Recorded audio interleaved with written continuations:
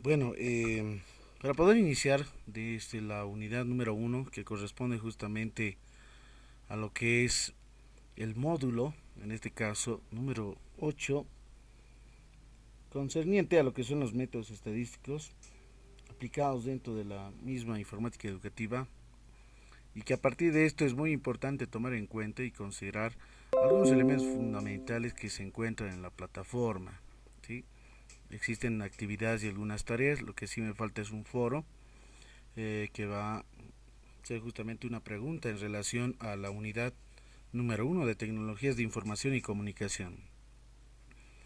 Para el caso, recalco nuevamente y vuelvo a tomar, es muy importante tomar en cuenta que el uso de las tecnologías de información y comunicación es muy importante para los investigadores, ¿no? Como recurso fundamental en poder emprender y conocer algunos repositorios internacionales de los cuales puedan ustedes descargar la información base, una información que sea en relación a una comisión académica en el que se toma en cuenta justamente las revisiones de artículos científicos, de las revistas, obviamente, la publicación misma de investigaciones de trabajos científicos, cual ser tesis, de doctorado, de maestría y entre otros rubros de las distintas disciplinas y áreas.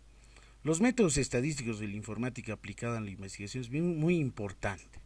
La estadística en sí está muy estrechamente relacionada con la investigación, ya que a partir de los métodos estadísticos, en este caso desde un enfoque netamente cuantitativo, realizamos justamente lo que son las pruebas de hipótesis, las dosimacias, concerniente no solamente a la recolección de los datos de información o el análisis, sino va más en profundidad con respecto a poder realizar justamente pruebas de hipótesis de una manera más cuantitativa en el uso de softwares o paquetes estadísticos. Entonces es muy importante tomar en cuenta que a la hora de poder realizar, por ejemplo, una formulación de una determinada investigación, un instrumento de investigación que debe ser confiable y válido, en el sentido de que a través de estos métodos estadísticos, en el caso del alfa de Cronbach, que justamente mide la confiabilidad del determinado instrumento y obviamente la validez desde una parte constructa o del constructo mismo del instrumento, si es válido o no, desde justamente una investigación misma, un estudio que se realiza justamente por parte de juicio de expertos, donde los expertos justamente mencionan e indican si el instrumento tiene ítems que están muy correctamente formuladas y que ésta sí puede ser implementada a partir de una prueba piloto. Por lo cual los métodos estadísticos toman en cuenta no solamente el uso de paquetes, sino también el uso racional, lógico, matemático. Y obviamente la informática a partir del uso de herramientas que son muy, pero muy básicas, pero esenciales fundamentalmente para realizar el tipo de análisis estadístico. Bueno, vamos a tomar en cuenta justamente las unidades, la unidad número uno que consiste en las tecnologías de la información y comunicación, la unidad número 2 las herramientas para la búsqueda de la información, la unidad número 4 la gestión de referencias, y la unidad número 5 obviamente, no, son cuatro unidades aquí, son herramientas de análisis de datos que vamos a utilizar algunos paquetes estadísticos. Entonces ahí se tiene un cronograma y algunas actividades que vamos a ir viéndolos dentro de foros y tareas. En esto tomamos en cuenta algunos cuestionarios que se les va a publicar en la plataforma, se les va a habilitar a partir del día de mañana. ¿Sí? Generalmente los días domingos se va a habilitar el cuestionario que corresponde justamente a cierto nivel de puntaje, tanto foros y tareas a un 60%, ¿no? Es decir, tenemos 4 semanas, por semana se va a enviar un foro y una tarea. Muy bien, entonces aquí tenemos el material de estudio que ustedes lo han podido descargar. ¿Sí? Hay una tarea, lo que sí falta es el foro que le vamos a insertar y el cuestionario correspondiente que se va a habilitar el día de mañana. Bien, vamos a la unidad número uno que menciona tecnologías de la información y comunicación. ¿Por qué será muy importante hoy en día? En estas situaciones de la pandemia, la gran mayoría dentro del ámbito de educación superior y no solamente en este subsistema, sino en las otras, se han tomado en cuenta justamente el uso de los recursos, el uso de plataformas, el uso de aplicaciones tecnológicas, que son muy importantes y obviamente a partir de las mismas ventajas y desventajas que éstas tienen. Bueno, se tiene como contenido, vamos a ir a la parte introductiva, que es muy importante mencionar que con la globalización justamente surge ese escenario a nivel mundial de las nuevas tecnologías.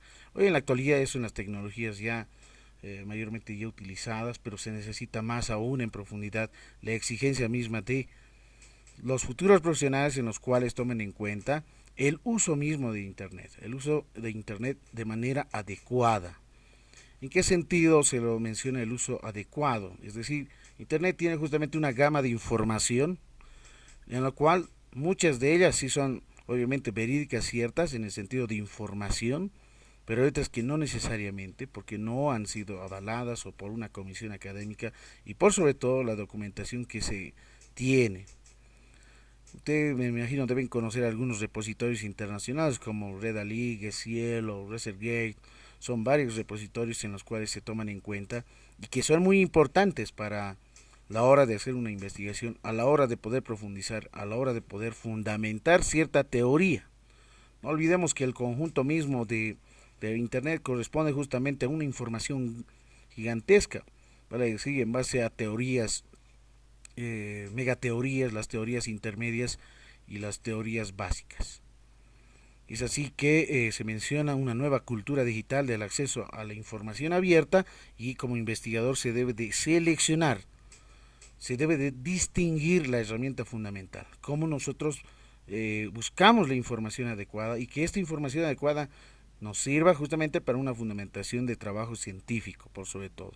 Entonces es muy importante tomar en cuenta algunas especificaciones que los vamos a denotar más adelante en el uso de Internet. Es en ese sentido que el uso de las tecnologías de información, las TICs, por parte de investigadores aumenta justamente la gran medida de su productividad. Pero hoy en día la realidad es justamente que no muchos realizan el trabajo científico, va a decir la investigación, es lo que hace más falta, pues sobre todo a nivel, si hablamos dentro de las universidades públicas a nivel nacional. Lo que sí hay una mayor deficiencia y una mayor debilidad justamente que las universidades a nivel Bolivia, ya sean tanto públicas y privadas, no están realizando mucha investigación científica, ¿no? Es decir, estamos muy bajo en el ranking de universidades a nivel mundial. Y esa es una gran debilidad para la institución como una casa superior de estudios y de investigación. No solamente es aquella institución que otorga títulos, sino realizar ciencia, hacer investigación. Esa es la contraparte que se va luchando justamente con las mejores universidades a nivel mundial, como ser la Universidad de Harvard, Oxford. Son varias universidades justamente que desde Estados Unidos y entre otros países a nivel europeo, a nivel latinoamericano, como por ejemplo la de Brasil, la UFI, la de México, la UNAM, que sí están también en el ranking, pero está muy debajo, en este caso, en los niveles. Entonces, muy importante tomar en cuenta la investigación misma y científica, por sobre todo, en la fundamentación teórica de la prospección misma, ¿no? Que se vaya emprendiendo, obviamente, en el sentido de realizar una investigación científica. Entonces, el uso de las TICs puede darse dos momentos claves dentro del proceso mismo de investigación, que es justamente la revisión bibliográfica. ¿En qué consiste la revisión bibliográfica? Utilizar metabuscadores. Los metabuscadores son justamente elementos fundamentales para distinguir si un determinado artículo científico tiene o no tiene justamente la selección, la codificación, si ha sido o no ha sido revisada por una comitiva académica. Y además de esto, el análisis de los datos recolectados. Es una parte fundamental en este caso. Muy bien, nosotros como investigadores, ¿cómo realizamos la revisión bibliográfica? En primera instancia, si yo voy a utilizar Internet, vamos a abrir justamente el Google, donde todos ustedes pueden observar ahí la información correspondiente. Y es bien importante insertar, si yo quiero realizar cierta temática de investigación, obviamente para hacer una investigación se necesita la información en profundidad. Debo de conocer en realidad, ¿no? Debo de conocer justamente qué documentos científicos se tienen. Y a partir de esto obviamente tiene que ser parte de una revista internacional, ya que las revistas internacionales te van a otorgar toda esa gama, ese repositorio de trabajos científicos en relación a la temática que tienes pensado, que tienes ideado. Bueno, supongamos yo tengo una temática y quiero un artículo científico, vamos a seguir artículo 2 puntos, ¿sí? Redes sociales. Bueno, si hablamos dentro del ámbito de redes sociales, mire, es una temática muy amplia, pero voy a ir seleccionando, ¿no? Con punto PDF que corresponde justamente toda esa gama de información de repositorios en el punto PDF, para decir documentos que yo pueda descargar, pueda verificar si evidentemente ese documento tiene un respaldo correspondiente. Hacemos un clic o un enter y esperamos un momento mientras va cargando la información de Google. Bien, miren, como pueden observar, tengo una gama de información, son varios en realidad, ¿no? A ver, hacer el siguiente, el descargo correspondiente. Entonces, la parte fundamental, miren, por ejemplo, aquí yo tengo uno de Redalyc, podemos abrir, aquí tenemos también otros Redalyc, redes sociales, ¿sí? Aquí también hay otra información, podemos ir abriendo todas las informaciones, hay que ir buscando justamente, pero de estas hay que ir seleccionando, Dialnet, por ejemplo, aquí tenemos el cielo, ¿sí? Aquí tenemos una tesis y habría que ver si esta tesis está o no está codificada, es decir, si se tiene o no se tiene un depósito legal, o bien está con un código ISBN o el código ISSN, que son los códigos de indexación a nivel internacional. Entonces voy buscando toda la gama de información y la parte fundamental es ver si esta información base que estoy descargando toda, en realidad la temática que tengo pensada, pertenece o no pertenece a cierto determinado repositorio, ¿no? Como por ejemplo aquí voy volviendo a cargar, en algunos casos sí tardan, otros no, hay algunas que sí se van a poder ir descargando mientras vamos esperando. Entonces voy buscando justamente, ¿no?, todos aquellos documentos, pero la parte fundamental es seleccionar a través de esos documentos aquellos que tienen el código de indexación, y ese código de indexación es una base de información. Mayormente las universidades a nivel internacional, otras universidades tienen repositorios digitales, ¿no es cierto?, donde están justamente todas las tesis, donde se encuentran algunos repositorios de libros, de documentación base. Bien, aquí un poco va a ir tardando, mientras tanto voy a ir avanzando con relación a la temática. Entonces, la revisión bibliográfica corresponde, ¿qué es lo que yo quiero?, ¿no? Es decir, el investigador en primera instancia debe tener conocimiento, ¿no?, el interés, ¿no?, es muy importante, el interés y la curiosidad. Pero esa curiosidad obviamente tiene que ser más aún de manera muy objetiva, debe tomar en cuenta justamente qué es lo que se trata, qué es lo que quiere en realidad, ¿no?, indagar, investigar, proponer probablemente alguna determinada situación o fenómeno dentro del ámbito de educación superior que se haya encontrado en base a la especialidad, si será en área de administración, en economía, en salud, en educación, en qué área específicamente. Y los análisis de datos recolectados conforme justamente al uso de repositorios internacionales, como por ejemplo se tiene el Banco Mundial, que tiene justamente todo el repositorio, una gama de información. Tenemos por ejemplo el de la Universidad de Groningen, en el que corresponde justamente a todos los indicadores y por gestiones, en realidad toda una base de datos. Toda esa base de datos es justamente la que sí nos interesa ir descargando. Esto lo vamos a ver un poco más adelante. Entonces van a surgir obviamente, ¿no?, grandes cantidades de información documental, de artículos, libros, documentos, para construir probablemente algunos antecedentes que nos vayan a servir dentro de nuestra investigación. Y obviamente a partir de esa revisión bibliográfica, que hay que dar justamente, no solamente es el descargo de documentos, sino ir dando la lectura correspondiente a cada uno de esos artículos científicos, documentos, libros que se tengan.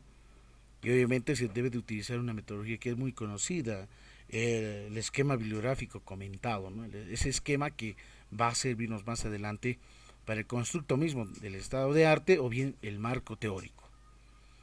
Y esa es la parte muy importante para toda investigación científica. Bueno, se pueden utilizar también gestores de referencias bibliográficas, como se han mencionado, varios paquetes estadísticos, software de análisis cuantitativo como para el cualitativo. Bueno, entre los paquetes estadísticos cuantitativos, los que mayormente se utilizan, lo más básico es el Excel, luego viene el SPS, el Stata, EBIUS. Si esta es una perspectiva más netamente cualitativa, ATLAS-T, por ejemplo, la que mayormente se va utilizando como un paquete estadístico para el análisis desde una perspectiva netamente de enfoque cualitativo. El análisis cuantitativo corresponde justamente al uso de cálculos numéricos, ¿no? Con respecto al promedio, la media aritmética, desviación estándar, con relación a lo que es justamente las medidas de dispersión, como ser la varianza, la desviación típica estándar, el coeficiente de variación, el rango, la desviación media, la desviación mediana, desviación moda, son varias en realidad para el tipo de análisis cuantitativo.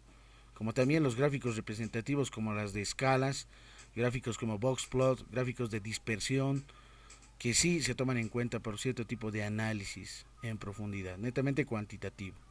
Aquí utilizamos justamente la parte numérica, la parte lógica, y el cualitativo es otra parte más de amplitud distinta y diferente, ¿no?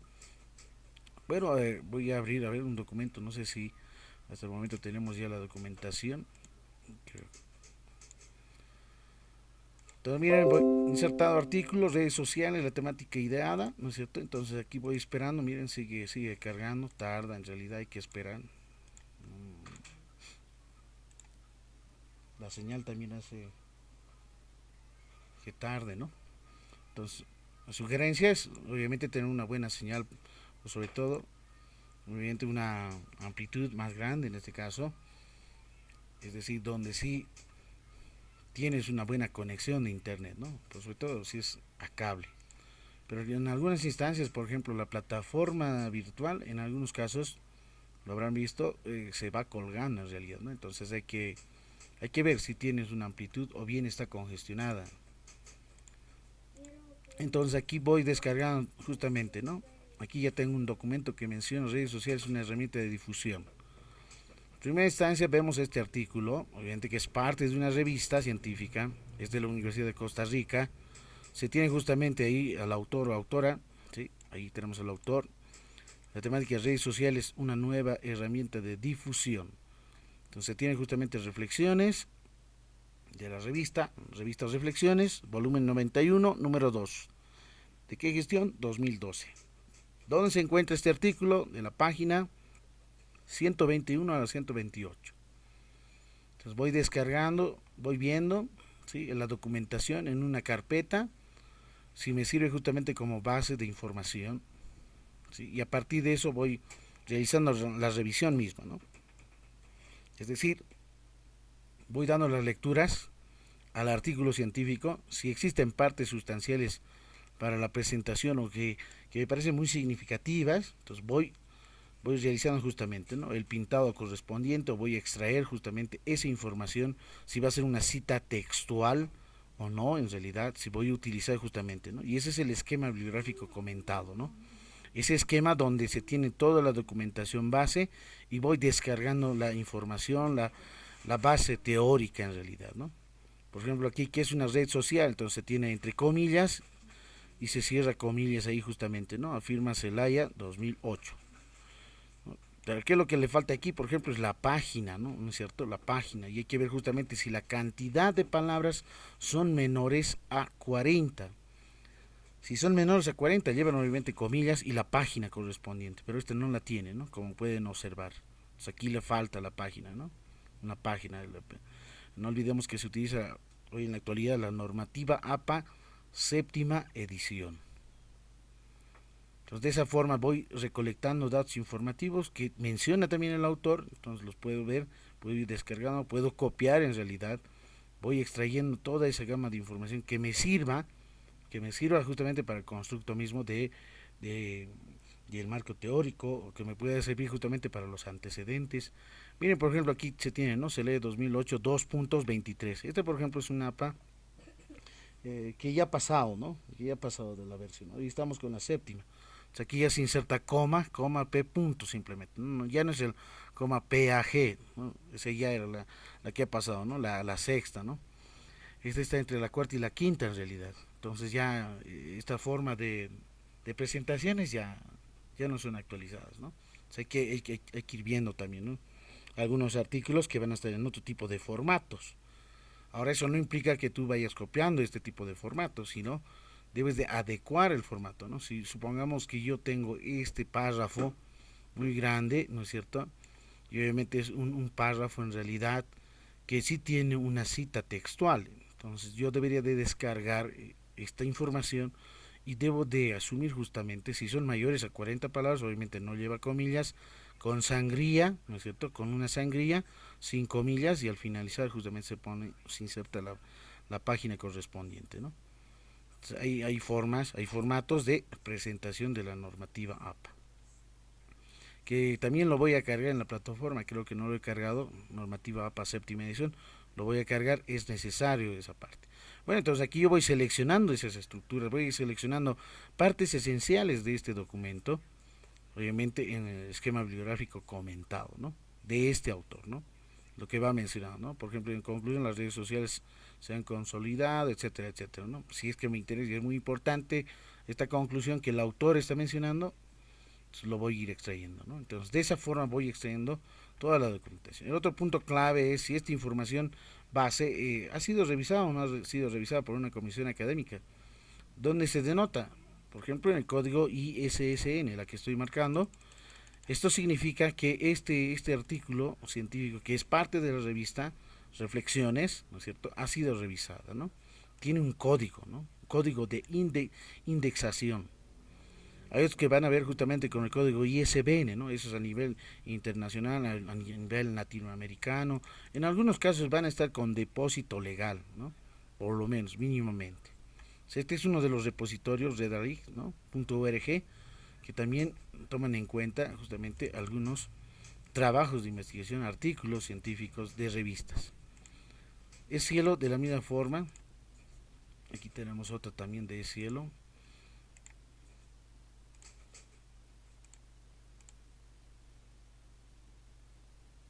Ahí va cargando. Mientras tanto, proseguimos. El análisis cuantitativo.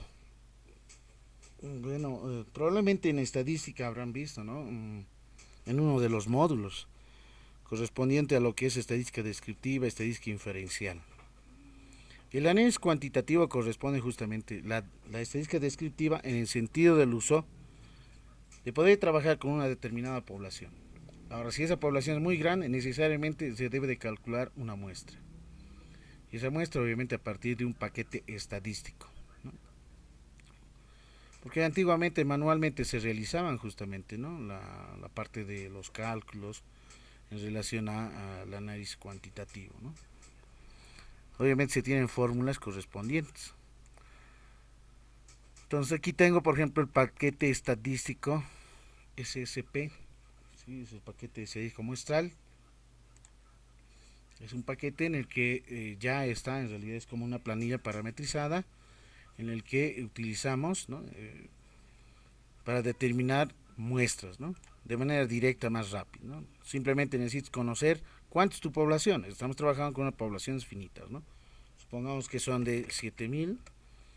Obviamente las probabilidades tanto de éxito y de fracaso son 50-50, con un nivel de confianza o de confiabilidad. Mayormente se trabaja en un 95% en las tesis y en trabajos, ¿no? De diagnóstico de algún determinado proyecto de investigación.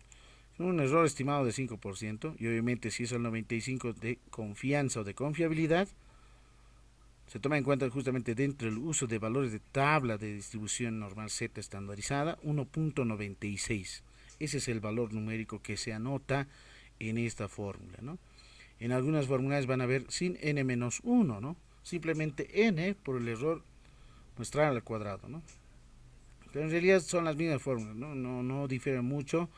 No hay ninguna diferencia por simplemente reducir una unidad al tamaño de la población. Porque a la hora de calcular un valor numérico, no olvidemos que el tamaño de la muestra es un valor numérico, ¿sí? No es la muestra en sí, simplemente te dice de 7000, ¿cuántos son? 364. Ese valor numérico es el que se va redondeando. Entonces hay otras fórmulas donde no está el -1, por ejemplo, no está este dato, simplemente está n por el error de muestreo al cuadrado. Pero sigue siendo la misma, ¿no? Porque a la hora de redondeo va a llegar a ser la misma, ¿no? 364. Entonces de esa no hay ningún problema, ¿no? Hay fórmulas equivalentes. El otro punto clave es ver, ¿no? Muchos pueden ir trabajando tal vez a un 97% de confiabilidad, tal vez el error de 5. Miren, ahí asciende a 441. ¿Qué tal si es al 98? ¿No? Va cambiando, va subiendo a 502. ¿No? Si es el error de 5%. ¿No? Es su nivel de 98, por ejemplo, ¿cuánto vale en la tabla? Z estandarizada 2.33, por ejemplo. Entonces aquí, ¿qué tal si voy a anotar, por ejemplo, el 90%?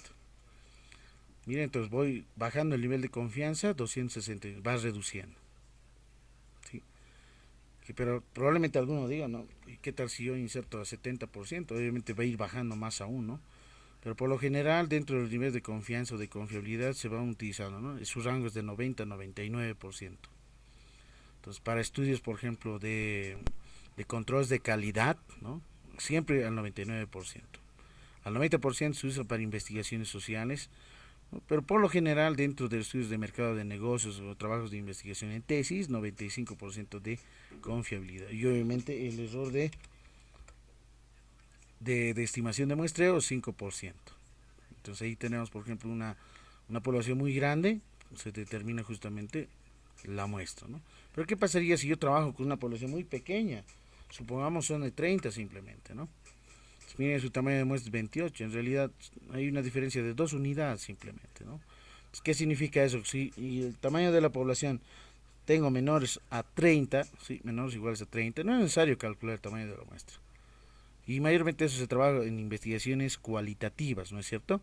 Si tienen un grupo justamente menor a 30, 25, ¿qué tal si son 15, ¿no es cierto? Para hacer justamente entrevistas individuales, trabajar justamente entrevista en profundidad, observación participante, entonces se trabaja con toda la población. Porque mayormente las entrevistas son preguntas abiertas, ¿no es cierto? Entonces se tiene una mayor gama de información, a diferencia de las encuestas, ¿no? Las encuestas son más limitadas con escalas Likert y listo. Ahí ya se tiene justamente un dato netamente cuantitativo. Entonces esas son limitadas en realidad, ¿no? Entonces, si son 15, no es necesario calcular una muestra, tómense los 15 en realidad. Entonces eso se realiza, ¿no? En trabajos de investigación desde una perspectiva netamente cualitativa.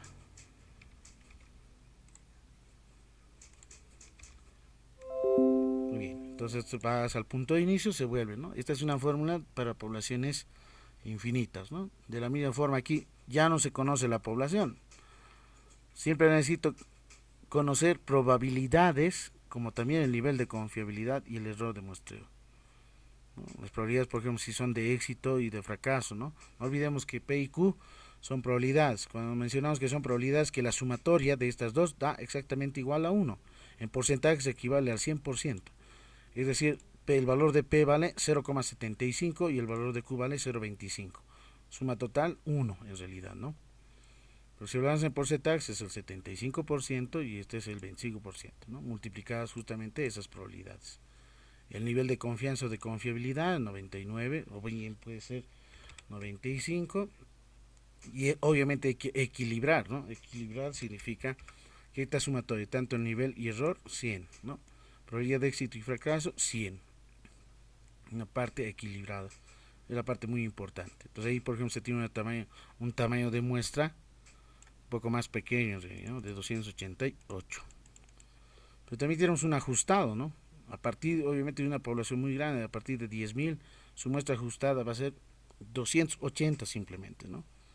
Entonces va reduciendo un poco más según a los niveles y a las probabilidades, ¿no? Entonces aquí lo único que se debe insertar, ¿no? Claramente menciona, ingrese los datos en las celdas marcadas de color amarillo.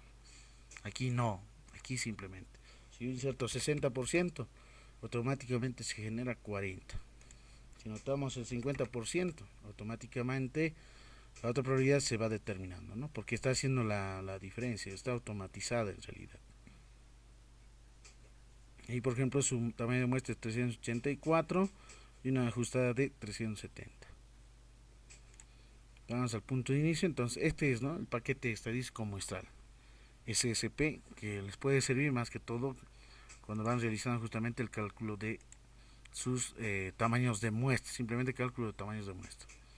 Y obviamente existen también justamente para cálculo de errores, Ya esto ya es estadística inferencial en realidad, ¿no? Cuando se habla con poblaciones infinitas, con poblaciones finitas, estimación de proporciones, ¿no? Estimación de promedios en relación a parámetros, en relación justamente a estadísticos, en los cuales que simplemente necesitamos el conocimiento, probabilidades de éxito, nivel de confiabilidad y el tamaño de la muestra con el que se va a ir trabajando.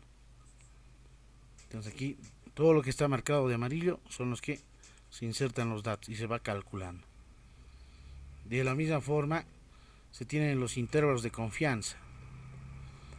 Los intervalos que mayormente se hacen los cálculos, ¿no? A partir de la media o el promedio o la media aritmética, también se lo conoce como valor esperado o esperanza matemática, la desviación típica estándar o simplemente desviación típica y el tamaño de la muestra. A partir de esos tres elementos se va calculando ahí justamente lo que son los intervalos, es decir, los límites, ¿no? El límite inferior y el límite superior. Entonces los valores del límite corresponde a esto, ¿no? Con relación a un estadístico, X barra, nivel de confianza o de confiabilidad, alfa es justamente el nivel de significancia, sigma es el parámetro de la varianza poblacional. Entonces es muy importante identificar aquí, ¿no? Hay muchas notaciones dentro de la estadística misma. A partir de los métodos, algunos utilizan mu, pero ese mu significa el parámetro, ¿no? Es decir, promedio poblacional. Este X barra, ¿qué significa? Que es el promedio muestral. Entonces hay que tomar en cuenta muy bien la identificación de elementos que en algunos libros en estadística los habrán visto en realidad, ¿no? Y algunos probablemente los hayan confundido. Entonces es muy importante esa parte de identificación. Bien, entonces hasta ahí, ¿qué son las TICs? Bueno, según la Asociación Americana de Tecnologías de Información, las TIC son justamente el estudio del diseño, desarrollo, de fomento, de mantenimiento de la administración de la información mediante sistemas informáticos. No solamente la computadora es el medio más versátil, sino también los teléfonos celulares hoy en día, la televisión, la radio, ¿no? Los medios de comunicación, periódicos digitales, entre otros. Entonces tiene una gama de tecnologías de información a partir del uso cotidiano y actualmente, ¿no? Podemos ir ingresando justamente a internet y recolectar datos informativos, ¿no? Datos informativos a partir de el uso de una tablet, de un celular, de una laptop, de una computadora en sí, ¿no? Al internet. Entonces las tecnologías de información son aquel conjunto de tecnologías que permiten la adquisición, transformación, almacenamiento, gestión y protección, difusión y localización de los datos para cualquier actividad humana. Bueno, Cabero menciona también que gira en torno a tres medios básicos, ¿no? La informática, la microelectrónica y las telecomunicaciones, pero no giran de forma aislada, sino son menos dispersas en realidad, ¿no? Están concatenadas unas con otras.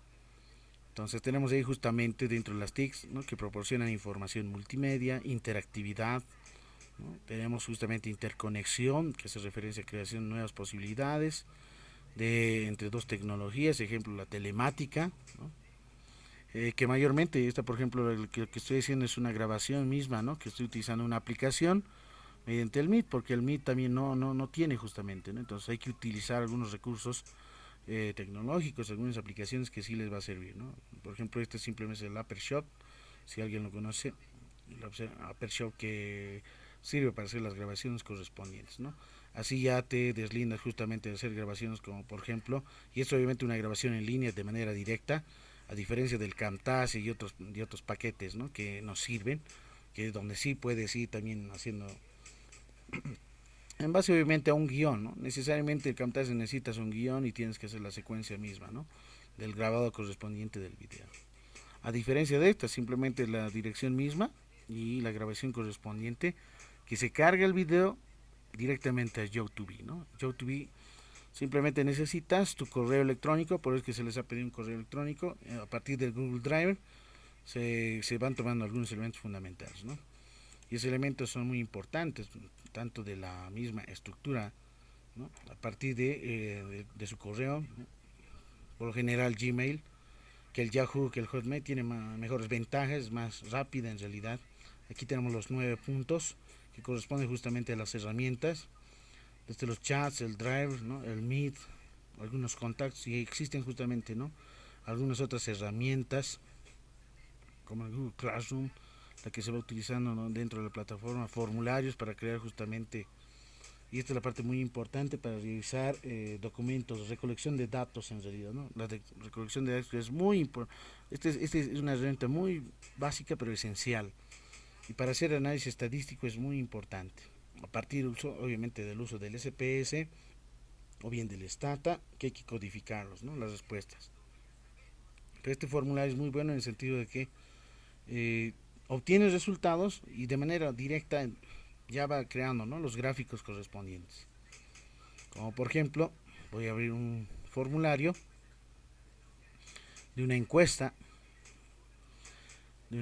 que se ha realizado respecto a una temática, ¿no? Por ejemplo, esta es una encuesta del cuidado y consumo del agua. Muy bien, ahí se pide obviamente la edad, los rangos, los intervalos, ¿no?, algunas variables como sexo, y van ahí los ítems, ¿no? Por ejemplo, aquí tenemos una escala dicotómica, sí, no, puede ser de selección múltiple, ¿no?, en el que el encuestado pueda responder no solamente uno, ¿no?, dos o tres. Entonces ahí se tiene justamente el constructo mismo, ¿no?, de la encuesta online, obviamente a partir del formulario. Y lo que sí nos interesa son las respuestas en realidad, ¿no? Aquí por ejemplo tengo ya las respuestas, como pueden observar. En la primera, que correspondía a edades, por ejemplo, ahí ya se tiene su gráfico circular, ¿no? Mientras en el uso del Excel, ¿qué tenías que hacer? Lo tradicional, lo común era justamente aplicar encuestas, ¿no es cierto?, de manera presencial, y por estas situaciones del COVID, pues sobre todo, no era nada sencillo, ¿no?, realizar encuestas. Imagínense encuestar en un curso o a un grupo, uno de ellos esté con COVID y al final tú obtienes también, ¿no?, el COVID, por simplemente acercarte o contagiarte, ¿no? Ha sido muy peligroso en realidad, pero estas herramientas son muy buenas, el de Google Formularios, porque a partir de eso yo puedo realizar encuestas, no solamente encuestas, también puedo hacer preguntas abiertas, que sí se tiene también la información. Y obviamente el diálogo, ¿no?, obviamente las entrevistas van a ser a distancia, como en este caso estamos utilizando esta herramienta que es el Meet, ¿no? El Meet, que nos sirve justamente, ¿no?, para la conversación a distancia, o alguna entrevista determinada que podemos realizar, ¿no? Porque obviamente en las situaciones de pandemia no era nada sencillo hacer una entrevista, ¿no? Imagínense entrevistar a alguien que probablemente tenía COVID o era positivo, o como alguien lo dice, ¿no?, es aquella persona que no tiene síntomas, pero sí es portador del COVID, ¿no? Entonces es difícil, es complicado en realidad, ¿no? Pero aquí ya se tiene esta herramienta, ¿no? Basta que cada uno de ustedes vayan abriendo las cámaras y hacemos la entrevista correspondiente en base obviamente a una determinada temática. Y es bien importante también, no solamente el uso de las redes sociales, como por ejemplo el WhatsApp, ¿no?, sino también es muy importante el uso también del Telegram, que tiene una diferencia muy grande, ¿no?, con el WhatsApp. El WhatsApp simplemente puedes hacer una llamada con 5, no más de 5. Mientras Telegram es más de amplia dimensionalidad en realidad, ¿no? O sea, puedes hacer más llamadas, no solamente 5, mayores a 5 en realidad. Entonces esta encuesta, miren, ya tengo gráficos, ¿no? Se tienen gráficos, no tengo obviamente, ¿no? Lo tradicional era que ustedes hacían las encuestas, tenían que tabular, es decir, ir a una hoja en Excel, ¿sí? Ir a una hoja en Excel, aquí está, y en la hoja en Excel ustedes tenían que hacer las tabulaciones, ¿no?, correspondientes. Como por ejemplo yo tendría que hacer, ¿no?, tabla 1 o pregunta número 1, y ahí tenías que anotar, ¿no?, todo lo que era la pregunta, las respuestas, sí, no, luego ahí venía recién, ¿no?, el total que generabas a partir de una frecuencia absoluta, luego su frecuencia relativa y una frecuencia porcentual, una tabla simple, sencilla nada más. Entonces tú tenías que hacer esto, lo que comúnmente se hacía, ¿no? Sí, antiguamente se hacía esto es lo que tenías que hacer, ¿no? Y ahí ya tenías que insertar. ¿Cuántos han respondido sí? Si supongamos yo aplico una encuesta, aquí el sí son digamos 20, no, son 30. Entonces tenía que calcular justamente, ¿no?, utilizando esta herramienta, ¿no?, el Excel. Luego tenía que ir calculando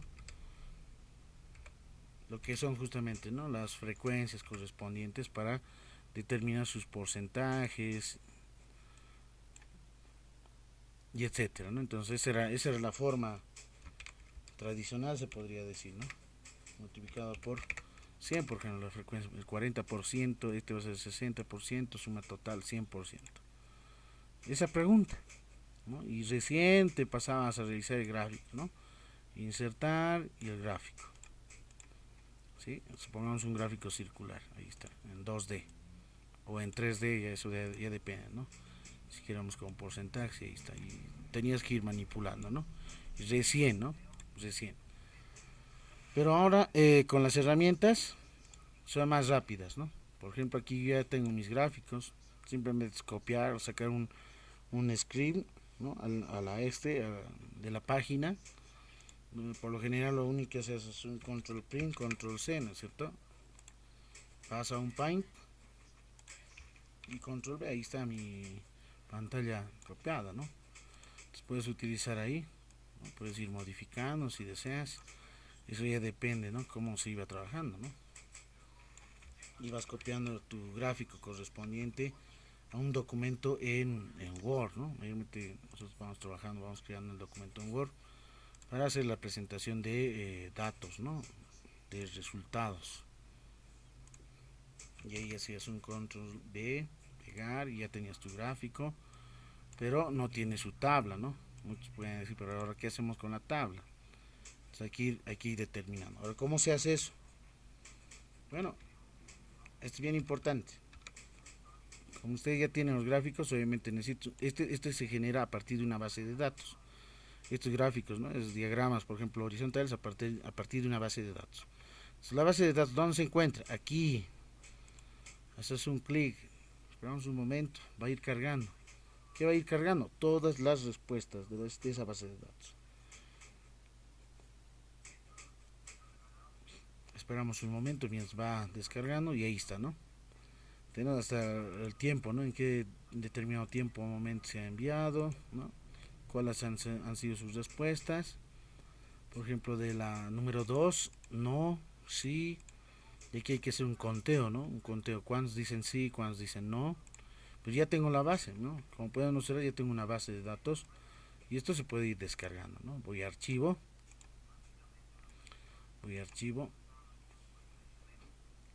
sigue cargando, un momentito. Mientras tanto voy a ir abriendo el paquete estadístico SPS. Este es el grabador de pantalla, gracias por si acaso, ¿no? El Apershop. Vamos con el paquete estadístico SPS.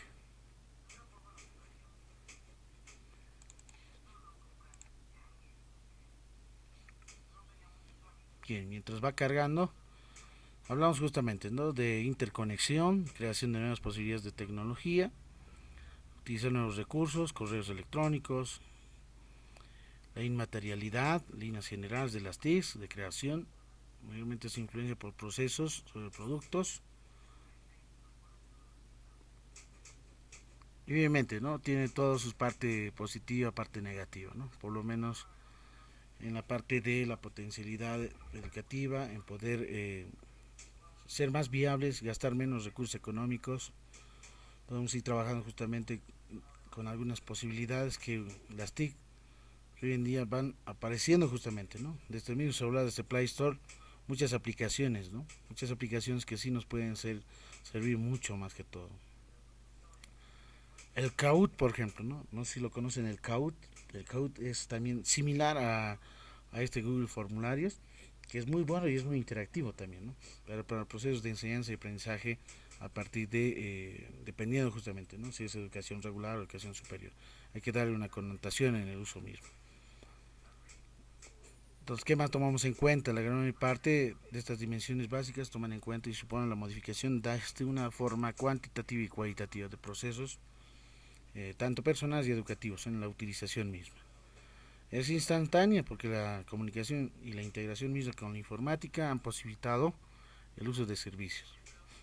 La digitalización, un objeto que es muy importante en distinguir justamente sonidos, textos, imágenes, animaciones. Y eso depende también mucho, ¿no? Cómo las aplicaciones estén actualizadas. Imagínense que yo utilice simplemente un Office, ¿no?, que es 2010, y eso hoy en día ya no, ya es caduco en realidad, ¿no? Hoy en día ya todos tienen Office 2019 mínimamente. ¿Por qué? Porque tienen justamente más herramientas, ¿no?, en cada una de las pestañas. A diferencia de los otros Office, ¿no?, 2003, 2007, 2010. Esas versiones ya han pasado en realidad. Entonces, para poder acceder a la misma digitalización de los productos de texto, de sonido, ¿no?, como por ejemplo en los PowerPoints, ya puedes integrar sonidos, ¿no? No solamente el texto, ¿no?, o imágenes de animación, o como los GIF, que mayormente se utilizan. También se tienen justamente las redes telemáticas, que es necesario la transcripción y codificación digital. En el caso justamente de un soporte de hardware, como el modem, un soporte para la digitalización. Ahora, muy bien, esa parte es muy importante también mencionar, ¿no?, cómo se van creando los videos mismos, ¿no?, a partir del uso del PowerPoint, que me imagino lo deben conocer, y si no, hacemos un pequeño ejemplito. Aquí tengo justamente, obviamente debo de realizar aquí un portal, las imágenes, las LEDs y entre otros. Hay una parte donde menciona dentro de diseños, obviamente puedo ir cambiando formatos con hasta el tamaño de presentación, si quiero ir ajustando, o voy a ir insertando justamente algunos videos o audios correspondientes, ¿no? Entonces aquí tengo justamente audio desde mi PC, o grabar audio, ¿sí? Entonces yo puedo utilizar alguno de estos, ¿no?, algunos de estos audios. Voy a insertar, obviamente es el audio de presentación a un principio en realidad, ¿no?, de un inicio. Entonces este audio, por ejemplo, si hago un play, puedo ir acortando. ¿Dónde voy a cortar? En cortar audios justamente, ¿no? Y cortamos los audios, que son justamente músicas de introducción simplemente, ¿no? Y ese puede ir reduciendo. Yo hago un clic en aceptar y se ha cortado ese audio correspondiente. Como ya tengo acortado el audio, recientemente ya puedo ingresar, ¿no? Aquí, ejemplo de presentación.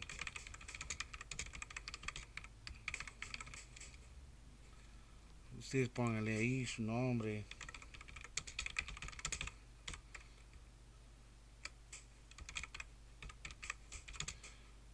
Pueden cambiar obviamente colores, imágenes, de todo un poco, ¿no? Y obviamente aquí las demás están obviamente las demás diapositivas, o bien el video que van a hacer la grabación de esta presentación, ¿no? Nuevamente van a insertar y grabación de pantalla, que dice, ¿no? Haces un clic en grabación de pantalla y ya tienes la herramienta, ¿no? Entonces voy a seleccionar primero el área de dónde a dónde voy a hacer la grabación. Obviamente toda la pantalla voy a utilizar y iniciamos con grabar, ¿no?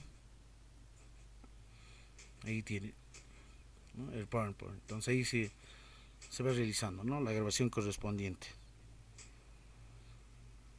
¿Sí? Una vez que se haya terminado de explicar toda la sesión, o bien, en otro caso, para la misma presentación, entonces va justamente, ¿no?, a la pantalla de recorrido en este caso.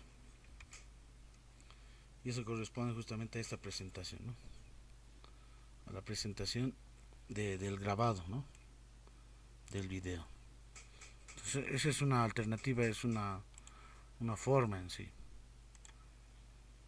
Bien, ahora sí, ¿no? Ahí estaba, ¿no? Aquí la tenemos, ahí está, ¿no? Y ese es un stop, termina. Entonces ahí está, ya tengo mi grabación de este video. Entonces yo lo puedo, esa grabación obviamente, si en un principio ya la tienes, por ejemplo, tu portada, ¿no es cierto?, de la presentación, la carátula, como se lo dice, esto lo copias, ¿no? Haces un cortar y vas a pegar, ¿no? Y ya está.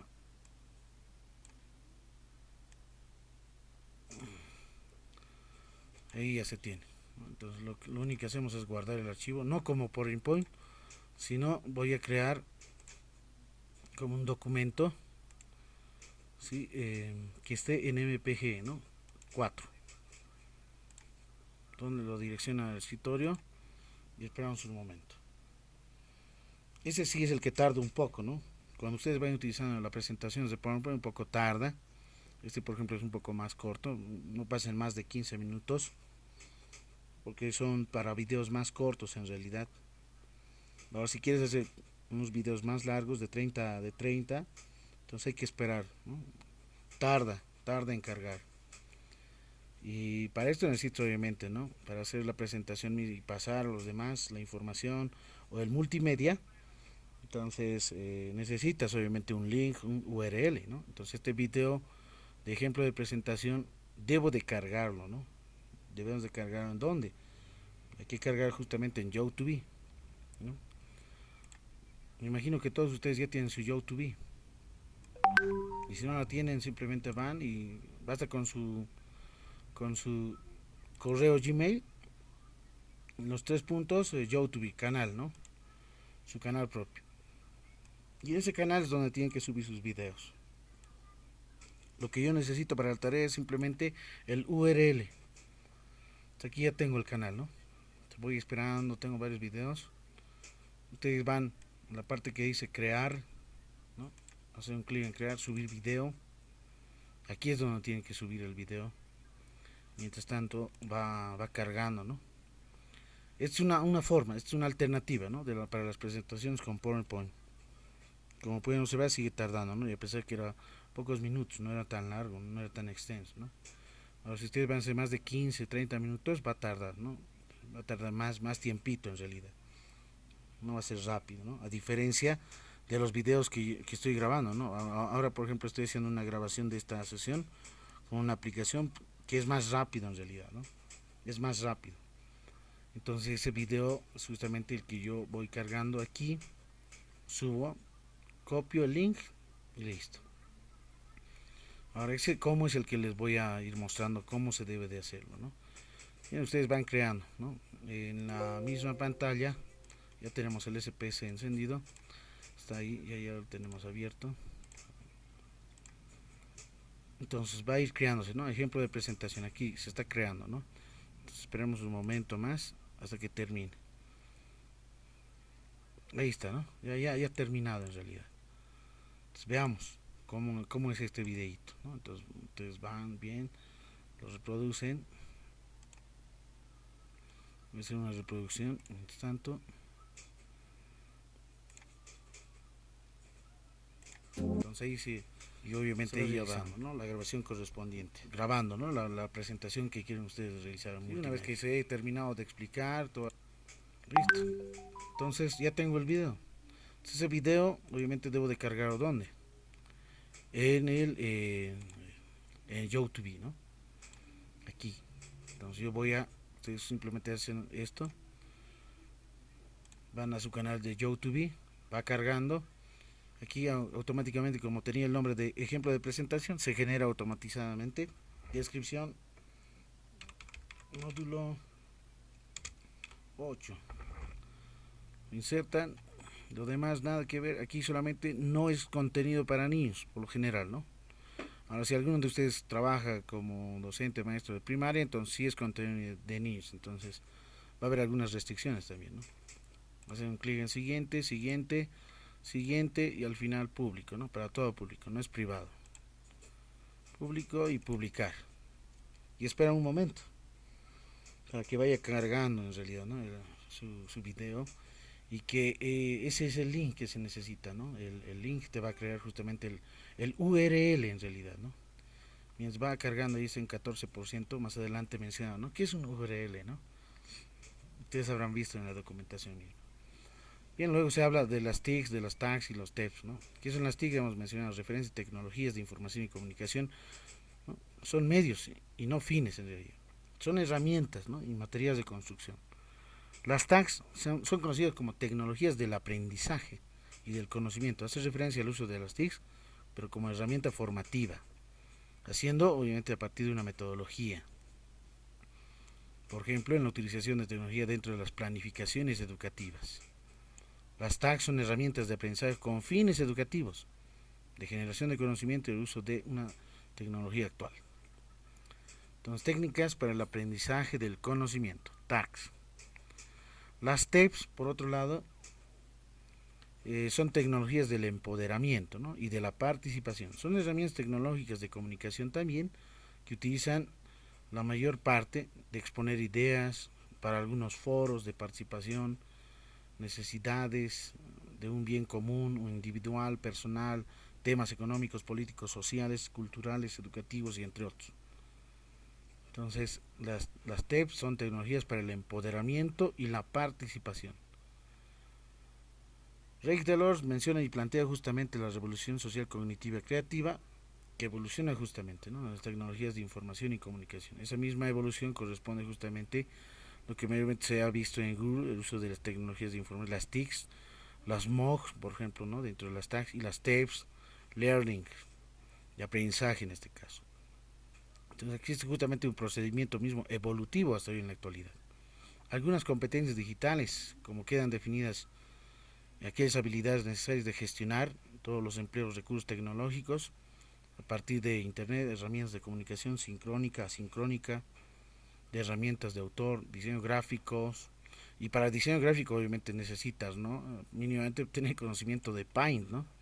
Porque a partir del Paint tú puedes realizar varias herramientas. Y de la misma forma Photoshop, ¿no? Por lo general Photoshop te genera muy buenas resoluciones de diseño de imagen.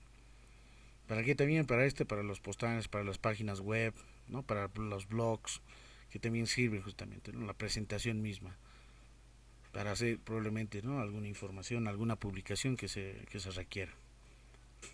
Entonces, las propuestas recientes corresponden a competencias digitales y obviamente las universidades públicas hasta hoy en la actualidad y las universidades privadas se van trabajando en base a competencias, ¿no? Y cuando nosotros hablamos de competencias, obviamente corresponde a las dimensiones del ser, saber, hacer, ¿no? Y se ha mencionado justamente en una de las reuniones magnas de a nivel Latinoamérica, Jacques Delors, que corresponde justamente a la última edición del convivir. A diferencia justamente de lo que es justamente la ley 070, que corresponde justamente a los indicadores mismos de evaluación, ¿no?, del ser, saber, hacer y el decidir. O sea, tiene una connotación, una analogía casi, casi similar, pero son otras perspectivas en realidad, no son necesariamente las mismas, difieren. Entonces tomamos en cuenta justamente el estudio mismo de competencias digitales en base a conocimientos y herramientas tecnológicas, habilidades en el uso de aplicaciones, en el poder crear justamente, ¿no? Poder crear algunos blogs, poder crear correos, poder crear redes, poder crear justamente herramientas que sí puedan servir al proceso de aprendizaje, y las actitudes obviamente, ¿no?, las actitudes de mayormente positivas, no negativas, para poder hacer el emprendimiento y el fortalecimiento correspondiente a ese proceso de enseñanza-aprendizaje. Se tienen también áreas, en este caso, ¿no?, competencia digital, ¿no?, una área de información, la primera área, que contempla justamente buscar la información, la navegación y la búsqueda del filtrado, la evaluación misma de esa información, ¿no?, el almacenamiento y la recuperación de información. En el área 2 de comunicación corresponde la interacción de nuevas tecnologías. Y las nuevas tecnologías corresponden justamente, ¿no?, entender las nuevas aplicaciones, cómo contribuyen, cómo es el uso en este caso, ¿no?, adecuado a través de esos medios tecnológicos. Como también compartir la información de contenidos, ¿no?, participación ciudadana en línea, colaboración mediante canales digitales, una etiqueta, ¿no?, que es en este caso estar familiarizado por sobre todo, ¿no?, con las normas de conducta de interacciones de línea o virtual. Gestión de la identidad digital.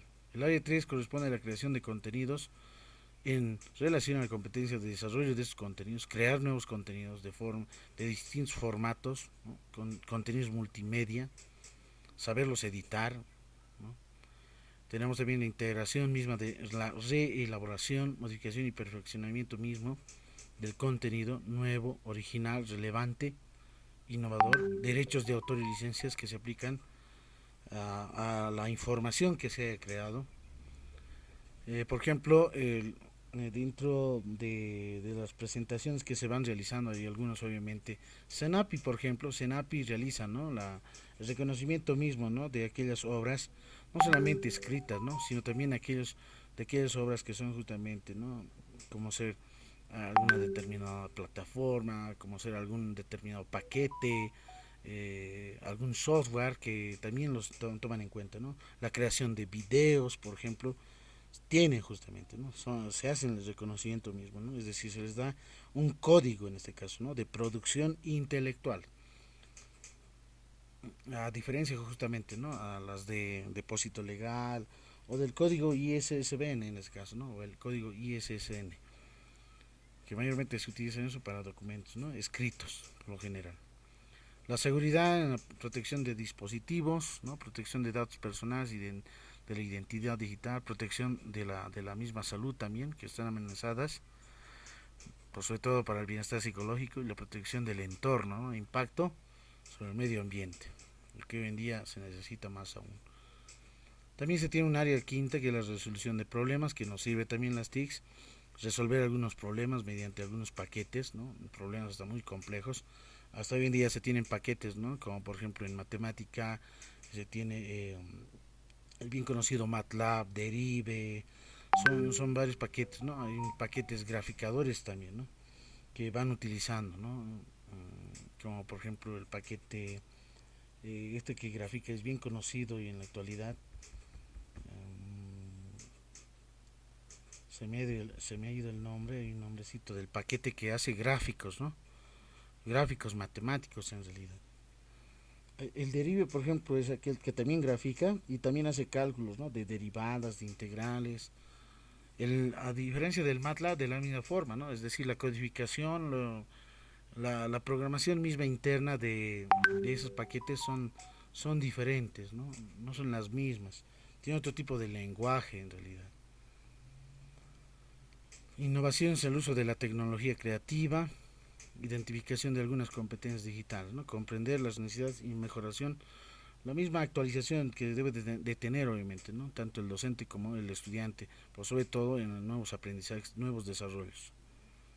Algunos conceptos básicos de informática en redes de computadora. ¿Qué es una informática? El vocablo proviene en francés informatique, acuñado en Francia en 1962 en el Crónico de Información Automática, ¿no? Diccionario, según el diccionario de la Real Academia Española, informática lo ve como un conjunto de conocimientos científicos y técnicas que hacen posible el tratamiento automatizado, en este caso de la información, por medio de ordenadores. Entonces, ¿qué es una computadora?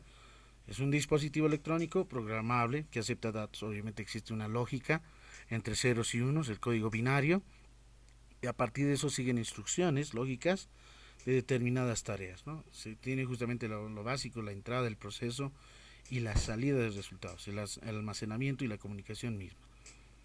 Se sigue justamente las operaciones básicas de la computadora, ¿no? Como es la entrada, en base justamente a dispositivos de entrada, como ser el mouse, el teclado, la pantalla, ¿no es cierto?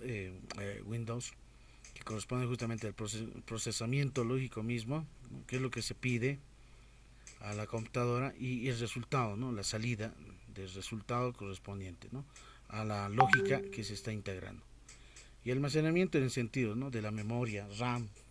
Sí, si el documento es muy pesado, ¿no? En base a la calidad de gigas, megas, a kbytes, y eso depende mucho si el determinado equipo es de última generación. Por ejemplo, las i9, a diferencia de otras, es muy buena en realidad, ¿no? Muy poderosa en el sentido de la velocidad, que es muy rápida en realidad, en el sentido de que puede instalarse paquetes, ¿no? Softwares pesados y que estas pueden hacer una función más rápida, como por ejemplo los videojuegos. Hoy en la actualidad se tienen videojuegos que algunos son muy pesados en realidad, ¿no? Depende mucho del equipo, de la computadora, de la versión misma, si es o no actualizado. Imagínense a un Coral 2 Due instalarle un SPS de la versión 30, imposible, ¿no? Va a tardar, va a lentear en realidad, ¿no? Es decir, ese mismo sistema operativo del equipo no es apropiado, más que todo va a depender mucho, ¿no? Si se va a utilizar el Windows 7, Windows 8, Windows 9, Windows 10, hasta la 11 en realidad, ¿no? Pero aquellos que ya tienen justamente, ¿no? El código comprado, ¿no? Es el parche, ¿no? El parche del equipo. Dispositivos de procesamiento, de cálculos de operaciones, ¿no? Ejemplo, la unidad central, la CPU y la memoria. El dispositivo de entrada, los que mayormente vemos, ¿no? Teclados, ratones, escáneres, cámaras, micrófonos, touchpad, screen, lector, huellas digitales. Dispositivos de salida, por ejemplo, monitor, impresora, parlantes, proyectores, entre otros. Dispositivos de almacenamiento. Tenemos discos duros, ¿no? Discos, y estos discos duros tienen que estar particionados, ¿no? Por lo general en tres siempre lo particionan, ¿no? En la unidad C, D y E. Pero mucho mejor si tienes más particiones en base a los discos duros, ¿no? Imagínense un equipo muy potencial con varios discos duros, obviamente puedes tener varias particiones. Los discos CD, DVDs, USBs, flash, memory o pendrives, tarjetas de memoria. Dispositivos de comunicación, entre otros para acceder, ¿no? Como ser modems, adaptadores de red y entre otros. Las redes de computadoras, pues, sobre todo, son muy importantes y eso depende mucho también, ¿no? En tener justamente una conexión a internet, que se hace el pago correspondiente. La escala puede ser variada de una PC a otras, va a depender mucho de los periféricos bases, de los routers. Y estas redes de computadoras sirven también para varios propósitos, ¿no? Como por ejemplo si tú tienes una clase en un laboratorio de computación, entonces para una comunicación, ¿no? Llevar puede ser a través, por ejemplo, de un correo electrónico. Hoy en día, por ejemplo, por el WhatsApp es más rápido, por el Telegram o el Instagram, ¿sí? Las mensajerías en salas, en chat, transmisiones en vivo. Como por ejemplo el uso de la aplicación Google Meet, puede ser Meeting, puede ser por ejemplo el Zoom, ¿no? O simplemente el uso del celular mismo, ¿no? WhatsApp como videollamada, así es simplemente con no más de 5 personas en realidad, ¿no? Compartir software, se ha logrado también ejecutar algunas aplicaciones de computadoras remotas, ¿no? ¿Qué es el Internet? Bueno, Internet es una red de computadores más grande conocida del mundo. Se conecta justamente a servicios, ¿no? De proveedor de servicios de Internet, el ISP, que las empresas de telecomunicaciones proveen esa conexión a Internet. Un router es un dispositivo que utiliza para la distribución de señal de Internet entre todos los equipos locales. Entonces, para tener acceso a Internet se requiere un modem y un adaptador de red, ¿no? Internet es una red masiva de redes conectada en millones de computadoras en todo el mundo, todos los días, ¿no? Las 24 horas del día. Tenemos la World Wide Web, que es justamente o simplemente web o web 2.0, es una forma de acceso de información a través de Internet.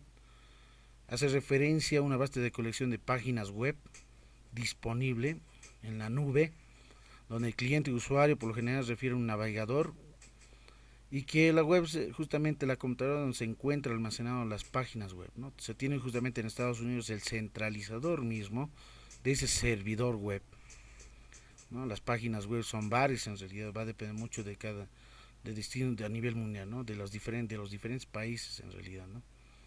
Entonces la web fue creada durante el año 1989 por Tim Berners-Lee y Robert Cauliu, ¿no? Mientras trabajaban justamente en el Consejo Europeo para Investigación Nuclear de Ginebra, Suiza, que ha sido publicada justamente en el año 1992, ¿no? Con una necesidad de distribuir una estructura de información. Las direcciones IP y nombres de dominio son muy importantes.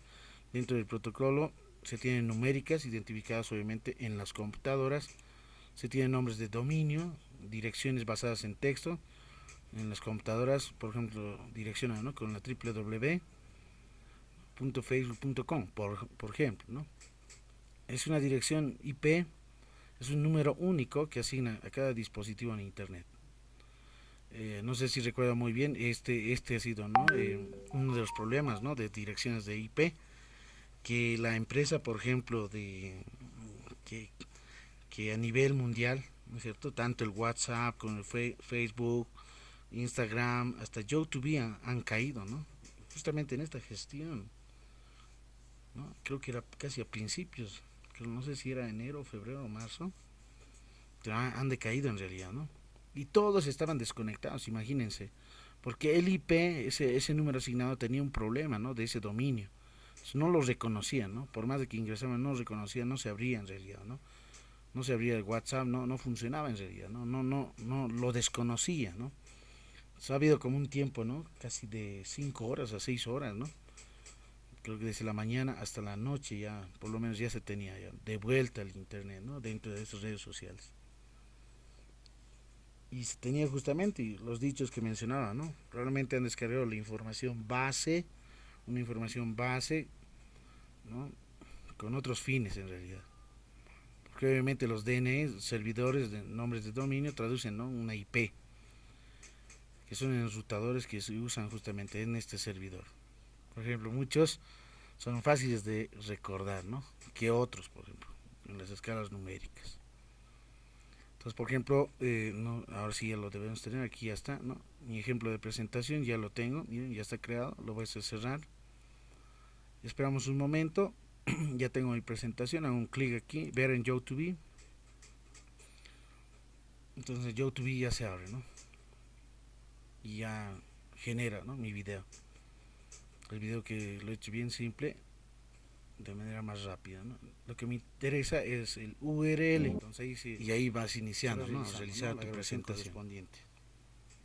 Y obviamente para esto necesita también, ¿no?, una vez que se haya terminado de explicar toda la sesión, aquí subiendo bien, en otro caso, para la misma presentación.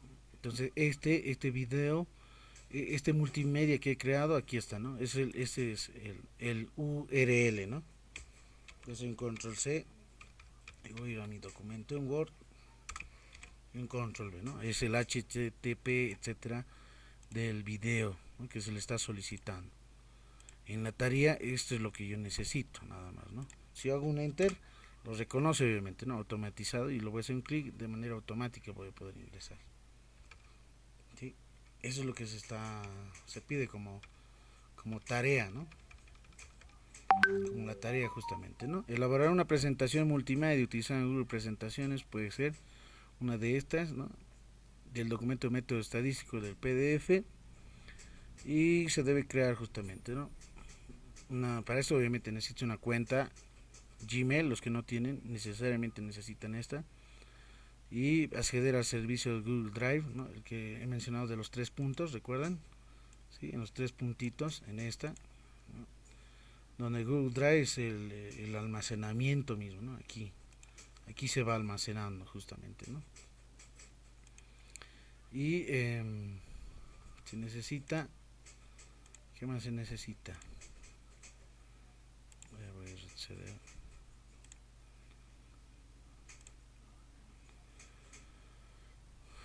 Copiar el vínculo de presentación, importante, copiar el vínculo que habilita este es el vínculo que solicito, ¿no? Alguien me preguntaba, creo, en WhatsApp, ¿cuál es el vínculo? Este es el vínculo que yo quiero, el HTTPS, ese URL, ¿no? Pegue el vínculo en presentación en documento en Word y envíelo en formato PDF, ¿no? Me refiero a este. Ustedes lo copian, archivo, guardar como, ya. Aquí voy a habilitar uno, ¿no? Ahí está, video multimedia, en el escritorio, hacemos un clic en PDF. De algunos no va a estar habilitado, entonces tienen que habilitarlo, ¿no? Mucho depende de su Office, ¿no? El Office 2019, ese ya tiene automatizadamente.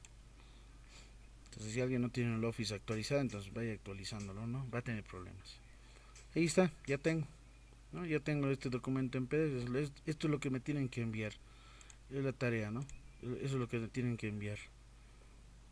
Y obviamente está habilitada en realidad, ¿no? La edición ya la he revisado, está habilitada para que ustedes puedan enviar ese documento en PDF, ¿no? Es la tarea. Y el foro del día de hoy va a ser en relación a algunos videos que se han visto y una pregunta clave que lo voy a cargar el día de hoy y puedan responderlo, ¿no?, hasta el día de mañana, no hay ningún problema de eso. Entonces así ya se tiene, ¿no?, la documentación misma, ¿no? Entonces aquí que es bien importante también este uso de recursos multimedia, probablemente alguno de ustedes quiere compartirlo, ¿no? Si quiere hacer la presentación misma o compartir justamente, ¿no?, como una presentación, pero lo que sí se necesita es el contenido mismo, ¿no?, el URL, ¿no? El URL, ¿no? El URL está aquí arriba, es este nada más. ¿Sí? Es la parte muy importante. ¿Qué más tenemos? Tenemos aquí algunas configuraciones de video de presentación. Por ejemplo, si alguien quiere compartir en redes sociales, en WhatsApp, no sé, en Instagram, entonces copia simplemente, ¿no? Este es el código, ¿no? Eso es un copiado, ¿no? Compartir, copiar, ¿no? Entonces yo puedo entrar a mi WhatsApp y puedo enviar, ¿no?, al grupo mismo, ¿no? Y el grupo donde se encuentra, a ver dónde está. Aquí, esta no es. ¿Dónde está? ¿Dónde está? Está debajo de educación superior, ¿no? Aquí está, ejemplo. Un clic y envío, ¿no? El URL YouTube. Sí, y cada uno que ingrese va a poder observar el ejemplito, ¿no? Ahora, si quieres insertar esto en una plataforma como el Moodle, es necesario compartir, ¿cierto? Vas a incorporar con este HTML, ¿no? Ese HTML bien importante. Eso es un control C y vas a la plataforma determinada, ¿no? Bueno, yo tengo aquí otra plataforma, no sé si se ha abierto. Está muy congestionada.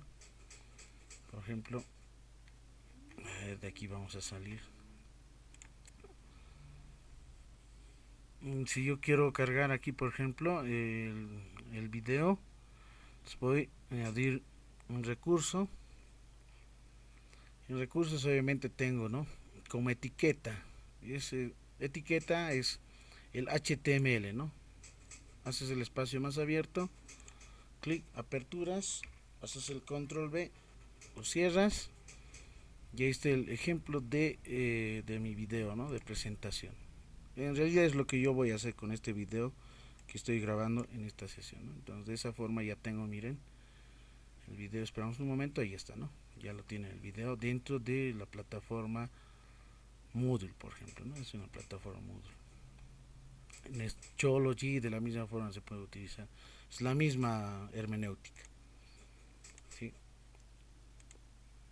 Bueno, entonces esas son las formas, ¿no? De poder compartir recursos multimedia, ¿no? Tanto en el grupo de WhatsApp, en Telegram, de la misma forma, ¿no? ¿Qué más se tiene? Entonces ese es el trabajito, la tarea, ¿no? Bueno, el correo electrónico ya lo conocen la gran mayoría, ¿no? El Gmail, mensaje de textos, archivos, imágenes que se pueden cargar, que se pueden compartir. Correos electrónicos por lo general separar en símbolos, ¿no? Con una arroba.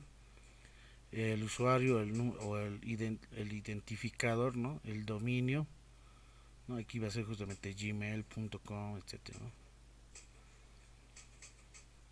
Tenemos también servidores de correos.